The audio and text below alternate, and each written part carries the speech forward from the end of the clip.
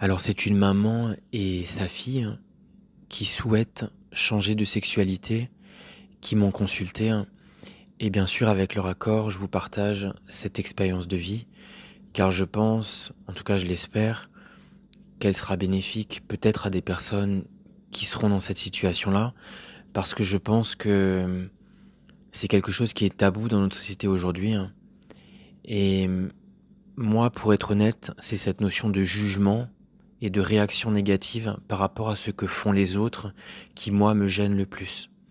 Donc c'est vraiment de ça que j'ai envie de vous parler aujourd'hui. Donc c'est une maman qui est venue avec sa fille et donc bien sûr la maman, elle n'était pas bouleversée mais dans un état émotionnel assez extrême et la fille avait aussi une forme de détresse intérieure mais plus cachée en fait que la maman. Et la fille souhaitait justement changer de sexualité et faire une opération, comme ça se fait aujourd'hui dans la communauté des transsexuels. Donc moi, ma première envie en fait, par rapport à ce que moi j'enseigne, par rapport à cette fille qui souhaitait changer de sexualité, c'était de savoir si elle était déjà pleinement accomplie dans sa vie. C'était de savoir si elle voulait faire quelque chose dans le but de se sentir mieux et de combler quelque chose qui ne va pas à l'intérieur. Alors si vous me suivez, vous me connaissez un peu, pour moi, si tu as un manque, un vide ou un mal-être, peu importe où tu iras dans la vie, peu importe ce que tu fais, ce vide et ce mal-être vont te suivre. C'est inévitable, c'est la loi de l'univers. Qui tu es maintenant, c'est exactement ce que tu vas incarner demain en termes d'énergie. Si au jour d'aujourd'hui tu ressens du manque et du mal-être, demain la vie va te donner des situations et des manifestations physiques qui te procureront ce même ressenti émotionnel de mal-être. Donc avec cette fille en question, on a discuté et je lui ai dit, écoute, moi de mon point de vue, ton corps, c'est ta vie, tu ne fais de mal à personne, donc ce que tu fais, ça n'appartient qu'à toi. Moi, j'ai aucun jugement contre toi, la seule chose que je ressens, c'est vraiment de l'amour, en espérant que cet amour-là, tu le ressentes, et si tu ne le ressens pas maintenant, que tu le ressentiras un jour pour toi-même. Mais cet amour, c'est un amour qui est déconditionné en fait, du jugement et de l'approbation du reste du monde. C'est un amour que personne ne peut toucher en fait. Il est intact, peu importe ce que les gens font ou ce que les gens ne font pas. Et ma question la plus importante, c'était, est-ce que tu penses que lorsque tu auras fait tout ce que tu souhaites entreprendre sur ton corps physique, est-ce que tu penses que tu te sentiras mieux? Et la réponse était oui. Oui, bien sûr, quand j'aurai fait tout ça et tout ce travail, la vie sera complètement différente. Et c'est là où je lui ai dit, écoute, encore une fois, ce que tu fais sur ton corps, ça n'appartient qu'à toi. Et tu verras que si tu reviens me voir après, mon regard et mon énergie à ton égard sera la même. Vraiment, elle sera la même. Mais sache que le mal que tu ressens aujourd'hui, le mal-être, peu importe ce que tu entreprendras, ce mal-être, tu le ressentiras toujours demain. Donc voilà moi ce que je t'invite à faire. Travaille d'abord, s'il te plaît, sur tes émotions. Travaille d'abord sur ton ressenti. Comble ce manque. Transforme toutes tes blessures. Lorsque tu seras pleinement épanoui, lorsque tu seras pleinement heureuse, lorsque tu ressentiras de la satisfaction que tu ne peux pas expliquer avec des choses extérieures à toi-même. Si tu souhaites encore entreprendre cette notion de transformation sur ton corps physique, alors il y a des chances que ce soit la chose juste à faire pour toi. Mais tant qu'il y a un ressenti de résistance et de négativité à l'intérieur, s'il te plaît, ne fais rien, parce que tout ce que tu feras, tu vas l'emmener avec toi. C'est comme si tu es d'un côté de la mer et tu te sens mal, toute ta traversée, tu te sentiras mal. Et inévitablement, de l'autre côté de cet océan, de l'autre côté du rivage, tu te sentiras aussi mal. Travaille sur toi, guéris ces blessures. Et crois-moi que tu comprendras de quoi je te parle en vraiment travaillant tes émotions, travaillant ton mental, en redevenant la maître de tes pensées et de ton monde intérieur. C'est pas ce que tu fais qui est bien ou qui est mal. Ce qui est mal, c'est de croire que en faisant quelque chose d'extérieur à toi-même, tu te sentiras mieux. Peu importe ce que tu fais, il n'y a pas de notion de mal et de bien. C'est juste que ce que tu entreprends physiquement, ce que tu fais, ne devrait pas avoir pour objectif de changer ton ressenti, ton bien-être, ton bonheur ou ton malheur, quoi. Donc ça, c'était mon discours par rapport à cet enfant et par rapport à la maman. Et là, je pense que c'est un discours pour la société et même pour moi-même. Aujourd'hui, nous les êtres humains, on arrive quand même à juger très facilement. Oh mon Dieu, mais ça on ne devrait pas le faire. Oh mais ça c'est inapproprié. Alors écoute bien ce que je vais te dire, c'est ce que je lui ai dit à sa mère, mais avec des termes beaucoup plus gentils. À elle. À chaque fois que tu juges quelque chose, tu l'exclus. Tu deviens une personne qui est exclusive. Tu n'inclus pas. Lorsque tu exclus, tu prives une personne de ton amour. Lorsque tu prives une personne de ton amour, tu te prives toi-même de ton propre amour. Tout ce que tu juges, tu le punis. Tout ce que tu punis, tu te punis toi-même.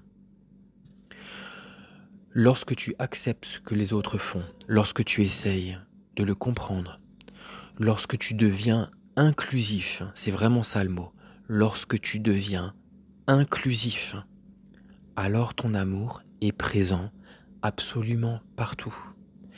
Et alors les personnes que tu souhaiterais changer ou aider t'écouteront vraiment. Parce que tu échangeras avec ces personnes-là depuis une position d'amour à l'intérieur de toi-même.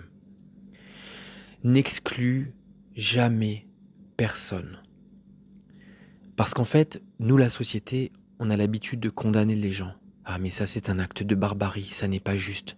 Lorsque l'on exclut les gens, on exclut leur guérison. Lorsque l'on exclut leur guérison, on continue de perpétrer cette punition dont la société a été la victime par rapport à ce bourreau, si on peut l'appeler un bourreau. Là où il y a de l'amour, il y aura toujours de la guérison.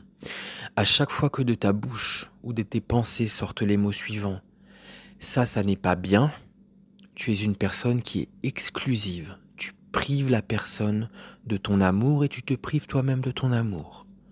Lorsque tu acceptes tout ce qui est, lorsque tu essayes de comprendre une personne, depuis son point de vue à elle, tu arrêtes de la juger et tu deviens inclusif. Mais toujours ton amour, ton amour, ton amour, ton amour et ton amour. Il n'y a pas, il a pas de discours et d'échange d'énergie plus grand que l'amour, si ce n'est peut-être celui du silence intérieur, mais celui-là est difficilement compréhensible pour le commun des mortels, alors on va davantage parler de l'amour. Mais s'il te plaît, toi la personne qui est en train de m'écouter, observe-toi quand tu juges. Là, quand je suis en train de te parler, pense aux personnes qui t'ont fait souffrir dans ta famille. Pense aux bourreaux que tu vois dans la société. Pense à ce que tu vois dans les journaux mais que tu condamnes. Tout ce que tu exclus te punit. Et tu es peut-être en train de me dire, oui mais Olivier, il y a des choses qui sont inacceptables. Lorsque tu n'acceptes pas, tu t'exclus. C'est aussi simple que ça, on peut en parler pendant des heures. Et là, vous allez peut-être me dire, oui, mais Olivier, il y a des enfants qui sont en train de se faire tuer en Palestine, ça, c'est pas acceptable. Oui, effectivement, l'acte n'est pas acceptable.